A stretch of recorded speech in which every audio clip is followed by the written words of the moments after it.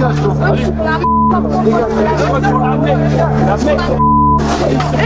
casse-toi.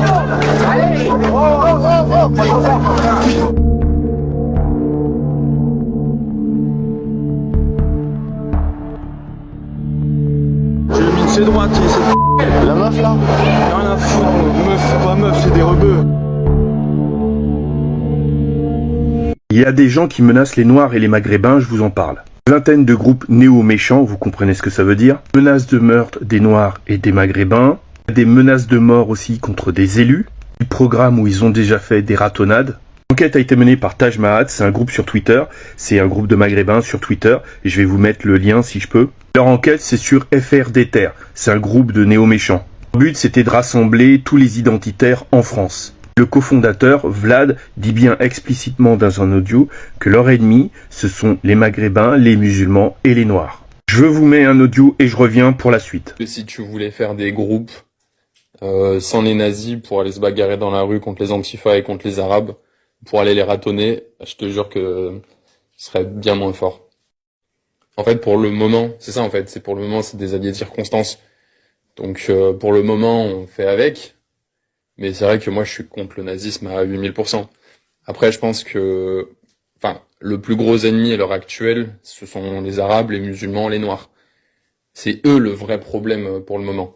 Donc, on s'en fout de qui est avec nous pour les combattre. Leur but, c'est de recruter des identitaires et de les dispatcher dans des groupes locaux. Ils disent explicitement, c'est pour se débarrasser des Maghrébins, des Noirs, des musulmans, ce qu'il faut faire, c'est s'occuper d'abord des sans-papiers. Parce que lorsqu'un sans-papier a des problèmes, il n'y a pas d'enquête. Ils organisent des séances de sport, je suppose que c'est des sports de combat, dans des lieux privés ou en plein air. Il y a quand même des Français qui sont patriotes, qui vont là-bas, qui vont dans ces groupes-là, et qui expliquent qu'ils sont pas racistes et qu'ils sont pas néo-nazis. En fait, ils aiment juste leur pays. Évidemment, ils se font clasher. On voit bien le visage de certains policiers municipaux, de certains membres de la BAC, des CRS, des militaires. Imaginez que des Noirs ou des Maghrébins, des musulmans se fassent fracasser la tête simplement parce qu'ils n'ont pas été prévenus. Donc je vous demande de partager la vidéo, c'est important. Notre sécurité est en jeu. Merci à vous.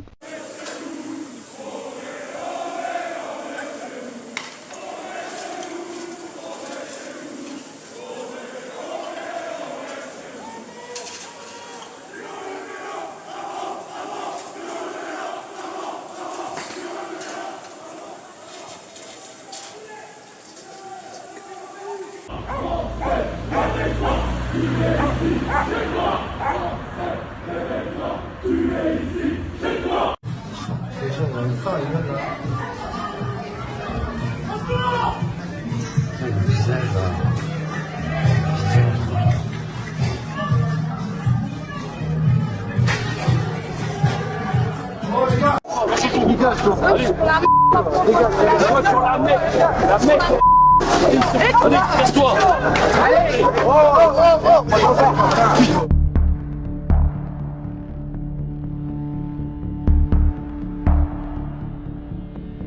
J'ai mis de ses droites, La meuf là? rien à foutre, meuf, pas meuf, c'est des rebeux.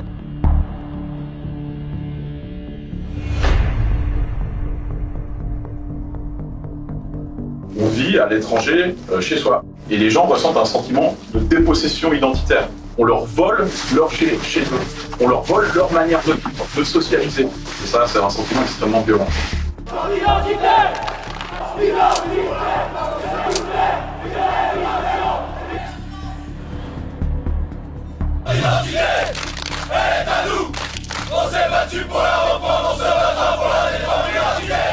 La rémigration, c'est quoi? C'est qu'une grande partie, ou la quasi-totalité des extra-européens qui sont en France, en Europe, retournent dans leur pays d'origine. Les islamistes peuvent repartir chez eux par tous les moyens, en bateau, en avion ou en secours volant.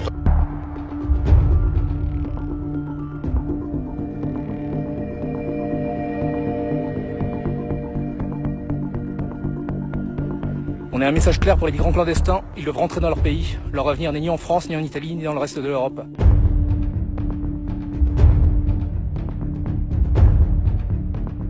Marché de Boisdème, c'est où il y a tous les de l'île qui vont.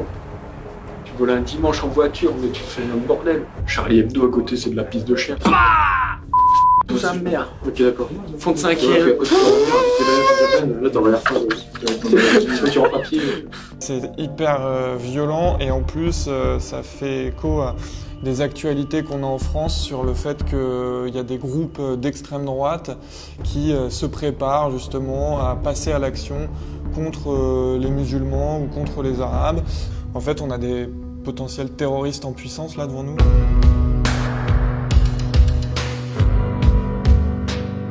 Chaque groupement sérieux comme le nôtre cherche à les évacuer lorsqu'ils viennent. Ça dure depuis des années et nous n'avons aucun rapport avec ces groupes. Son souci premier a été de dédiaboliser le Front National en évinçant les personnalités qui étaient montrées dans la presse comme racistes ou antisémites.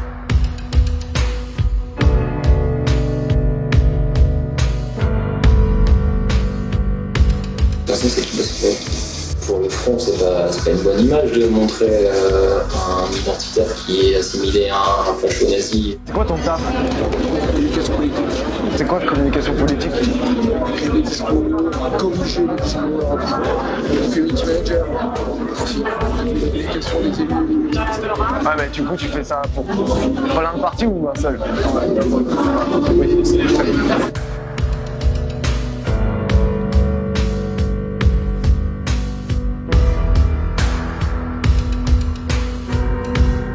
Aurélien, il a un bon réseau et il fait pas mal de trucs pour... C'est lui qui t'a bluffé ou Complètement, je suis collaborateur d'élu pour le groupe Front National au Conseil régional Hauts-de-France.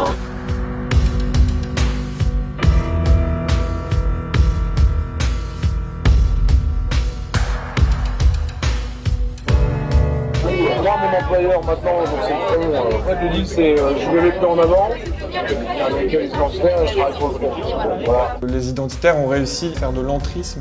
Il y a une force politique qui est celle de la culture de la violence, du racisme et d'une islamophobie obsessionnelle qui va du coup se retrouver dans les programmes, les discours des cadres du Front National.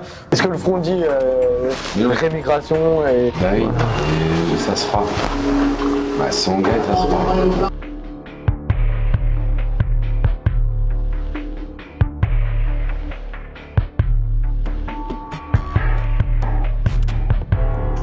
Le Chevalier, qui a remplacé Marine Le Pen au Parlement européen. Elle est là. Elle est là. Plusieurs ici à être là, parce qu'on est bien, et encore c'est le début de la soirée.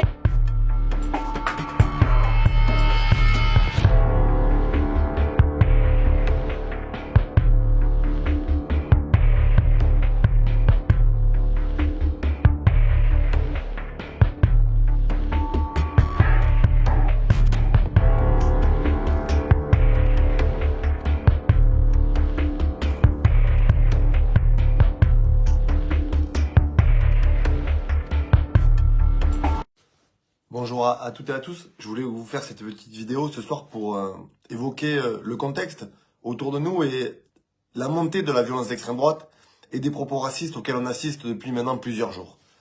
Depuis le meurtre par un policier de Naël, la semaine dernière, à Nanterre, il y a eu une accélération des propos racistes, une accélération des prises de position de l'extrême droite et aussi une accélération, on l'a vu, dans l'organisation sur le terrain de milices d'extrême droite, de groupuscules d'extrême droite, d'individus qui mènent des actions violentes et dangereuses.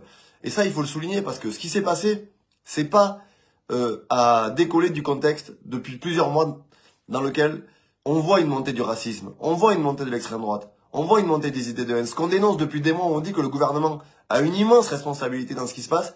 Tout ça est lié. Et je voudrais vous alerter ce soir parce qu'il y a eu deux faits dans la journée qui me semblent particulièrement importants.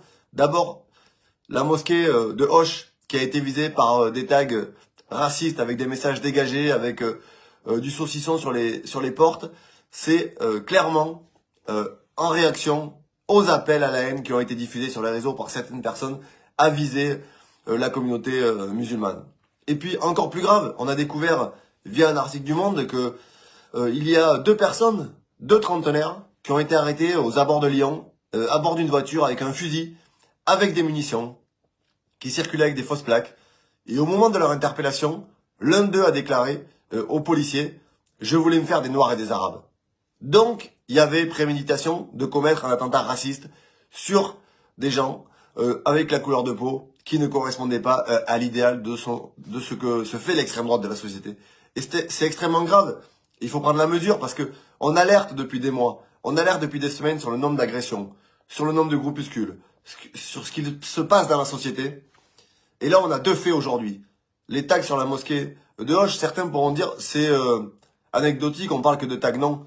Parce que c'est le continuum d'attaques de locaux, d'inscriptions racistes sur les murs. Souvenez-vous des paroles du député Grégoire de Fournas qui disait qu'il retourne en Afrique à mon collègue Carlos Martin Bilongo. On l'a retrouvé dans plusieurs villes du pays. On l'a retrouvé il y a quelques jours à Marseille, en marge d'une réunion de solidarité pour SOS Méditerranée où des gens sont montés sur un immeuble à Marseille et ont dit qu'ils retournent en Afrique. Et là, on a l'arrestation de 2 personnes, dont une dit ouvertement qu'elle voulait mener une action violente, tirer sur des Noirs et des Arabes. Voilà le contexte dans lequel on évolue. Et on a vu ce week-end s'organiser dans plusieurs villes, Chambéry, Angers et Lyon, des milices d'extrême droite qui ont défilé, qui ont tenu des slogans racistes et qui étaient là pour faire des ratonnades, pour passer à tabac des gens qui manifestaient leur colère, des gens qui exprimaient des revendications. Et en gros, pour dire notre pays, c'est la France blanche et on va pas supporter qu'il y ait des gens qui manifestent, on va aller leur casser la gueule et on va porter secours aux policiers. À tel point qu'on a eu un autre fait qui est un peu passé sous silence. Et j'ai interpellé le ministre de l'Intérieur Gérald Darmanin aujourd'hui pour avoir des explications. Il y a eu, pareil à Lorient, ce qu'ils appellent une brigade anti-casseurs, qui est en fait une milice d'extrême droite, qui a procédé à des arrestations dans la rue. C'est-à-dire qu'elle est allée voir des gens, elle les a interpellés, elle les a menottés, elle les a livrés aux policiers. Et dans l'article de presse, on découvre que la police a laissé faire, parce que ça a soulagé les policiers d'avoir des gens qui les aidaient. Et quand on déroule le fil de ce qui s'est passé, on découvre que certains seraient potentiellement des militaires, c'est-à-dire des commandos marins qui seraient sur les bases à Lorient. Donc tout ça est extrêmement gravissime, c'est-à-dire qu'on a d'un côté des milices d'extrême droite qui s'organisent, qui font des actions interdites, et celles-ci sont composées parfois de militaires, et ça fait écho à ce que j'avais déjà dénoncé suite à l'article de Mediapart il y a quelques mois, où on a aussi dans l'armée un certain nombre de militaires qui aujourd'hui se revendiquent ouvertement des idées nazies.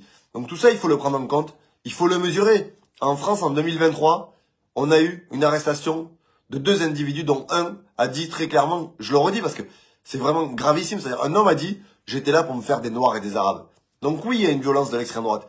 Il y a une violence raciste. Elle est organisée.